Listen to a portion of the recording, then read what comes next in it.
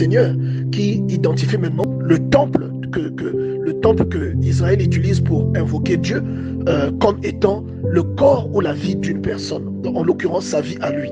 Parce qu'il arrive et il chasse les marchands, il chasse les personnes qui sont à l'intérieur. Et ces personnes-là sont supposées symboliser toutes les mauvaises choses qui accaparent ton cœur. Ces personnes-là, que lui, il se fait un fouet. Lui, il est la parole de Dieu et il vient avec un fouet pour chasser, pour dégager toutes les personnes qui viennent à l'intérieur du temple, non pas pour adorer Dieu, mais pour y faire du commerce, pour emmener toutes sortes de cupidité, toute forme de cupidité, de raloin. Il sait que le temple n'est que le type de la vie d'une personne. Ce n'est que le type, et lui c'est le pionnier. Lui c'est le modèle par excellence qui vous montre que le temple dans lequel vous entrez pour aller adorer, au fond c'est vous-même. Et le lieu de l'adoration c'est votre cœur.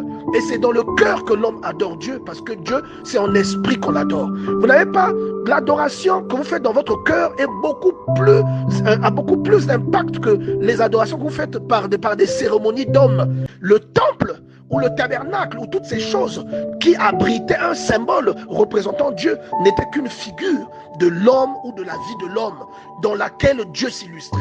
Et voilà pourquoi dans 1 Corinthiens au chapitre 3 verset 16 la Bible dit: ne savez-vous pas que vous êtes le temple de Dieu et que l'Esprit de Dieu habite en vous?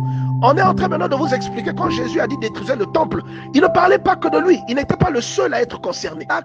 Ça dit que ça ne le symbolisait pas que lui, mais qu'une fois que lui il a fait ce qu'il a fait, toutes les personnes qui reçoivent l'Esprit deviennent maintenant une habitation dans laquelle Dieu s'illustre. Une habitation où Dieu vient prendre place. Vous voyez? Et quand vous marchez, vous transportez quelque chose de très précieux. C'est pourquoi les sorciers qui vous voient, ils ont l'impression que vous êtes plus sorcier qu'eux. Il y a des personnes qui prient seulement, mais ils entendent les fuites. Même dans la famille, on dit, lui c'est un magicien. Mais magicien, vous transportez le divin.